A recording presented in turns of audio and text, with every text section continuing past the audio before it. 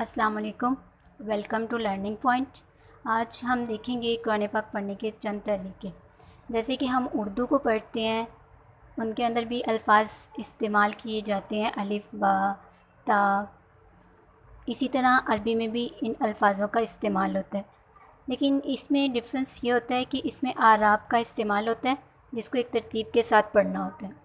یہاں پہ ہم دیکھیں گے اس میں ایک زبر، زیر، پیش، شد، جزم جو دال کی طرح دکھتی ہے، ایک کھڑا زبر، چھوٹی والی مد، بڑی والی مد، چند اعراب کا استعمال ہوتا ہے۔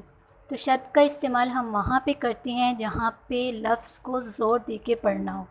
جیسے یہاں پہ ہم دیکھیں گے چھوٹا سا ڈبلیو ٹائپ ایک لفظ لکھا ہوا ہے، اس کے ساتھ لکھا ہوا ہے شد، اور ایک اگزامپل کے طور پہ ایک حرف بھی لکھا ہوا ہے انا۔ یہاں پہ شد تھی تو ہم نے لفظ پہ دباؤ دیا، انا۔ اسی طرح جیسے ہم جزم کو دیکھتے ہیں تو جزم بھی پچھلے والے لفظ کی مدد سے پڑھی جاتی ہے۔ جیسے یہاں پہ لکھا ہے قد، قاف دال زبر قد۔ اب دال کے پاس کچھ بھی اپنا نہیں ہے تو یہ ساکن ہے۔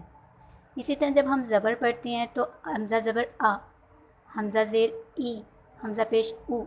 اور جب ہم کھڑا زبر استعمال کرتے ہیں جہاں پہ لفظ کے اوپر کھڑا زبر ہو، اس کا مطلب ہے کہ اگر وہ نون پہ ہے، کاف پہ ہے، لام پہ ہے، میم پہ ہے، تو ہم اس کو ایک الف کے برابر لمبا کریں گے۔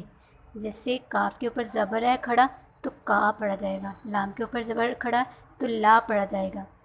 اسی طرح چھوٹے والی مد کو ہم دیکھتے ہیں اکثر الفاظوں کے اوپر لکھی ہوتی تو وہاں پہ ہم لفظ کو 3 الف کے برابر لمبا کرتے ہیں، اس کو کھینچتے ہیں۔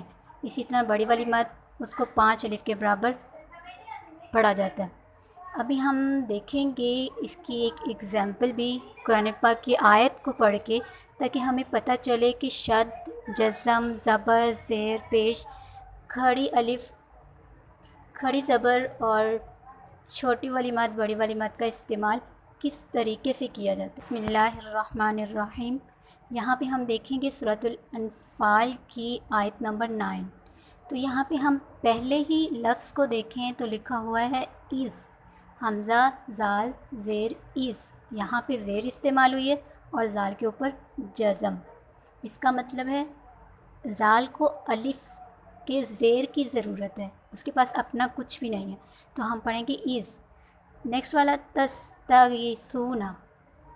اگر ہم ان کو توڑ کے پڑھتے ہیں تستغیثون تو ہم دیکھیں گے تا ہے، سین ہے، پھر غین ہے، یا، سی، واو، نون، مطلب وہی اردو والے الفاظ، لیکن یہاں پہ زبر زیر پیش کا استعمال ہے۔ اب ہم دیکھیں تستغیثون، سین کو تے کے زبر کی ضرورت ہے، غا کے بعد جو یہ ہے اس کو بھی غین کے زیر کی ضرورت ہے۔ جہاں پہ جزم آئے گا اس سے پچھلے والے لفظ کو اس لفظ کے ساتھ ملا کے پڑھا جائے گا۔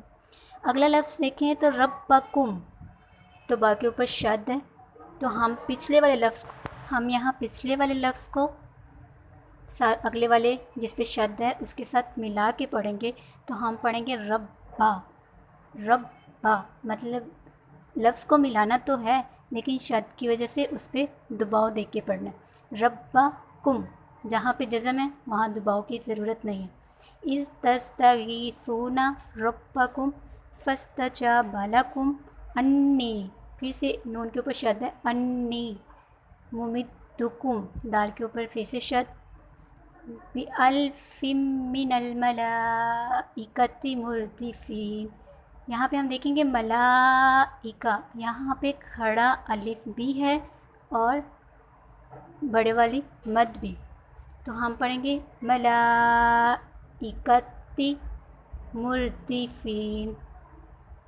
نیکسٹ والی آیت میں دیکھیں تو وہاں پہ بھی وَمَا جَعَلَهُ اللَّهُ إِلَّا بُشْرَىٰ، اللہ پہ بھی جب ہم پڑھتے ہیں اللہ تو ہم دباؤ دیتے ہیں کیونکہ اس کے اوپر شد بھی ہے، کھڑا زبر بھی ہے، تو ہم شد کی وجہ سے اس کو لفظ کو دبا کے پڑھتے ہیں، اور کھڑے زبر کی وجہ سے الف کے برابر کھینچتے ہیں، اس کو لمبا کرتے ہیں اللہ۔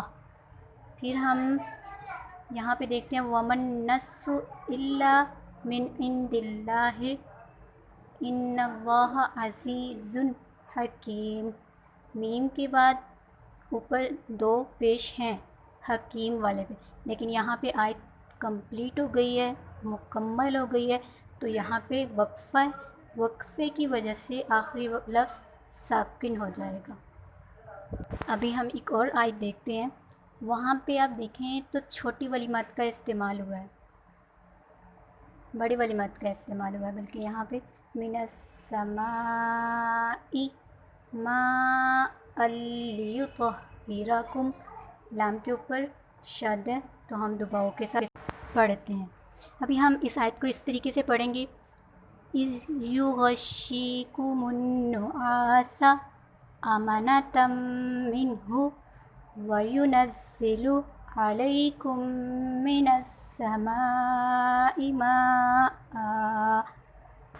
مَاءً لِيُطَهِّرَكُم بِهِ وَيُذْهِبَ عَنكُم رِجْزَ الشَّيْطَانِ وَلِيَرْبِطَ عَلَى قُلُوبِكُمْ وَيُثَبِّتَ بِهِ الْأَقْدَامَ.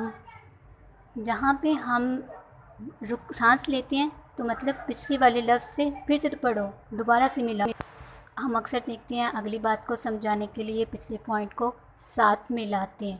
اسی طرح قرآن پاک میں اللہ تعالیٰ ہم سے بات کر رہے ہوتے ہیں، تو جہاں پہ آپ کا سانس ٹوٹ گئے ہے، آپ رک گئے ہیں آیت کے درمیان میں، تو آپ پچھلے والے لفظ کو پھر سے پڑھو تاکہ پھر اگلی آیت کو کنٹینیو کیا جائے. من السماء، میرا سانس ٹوٹ گیا تو پھر میں اگلی والے لفظ کو پڑھنے کے لیے اگین پچھلے والے کو دوبارہ سے. ہمارے آج کا لرننگ پوائنٹ کا سبق یہیں پہ ختم ہوتا ہے.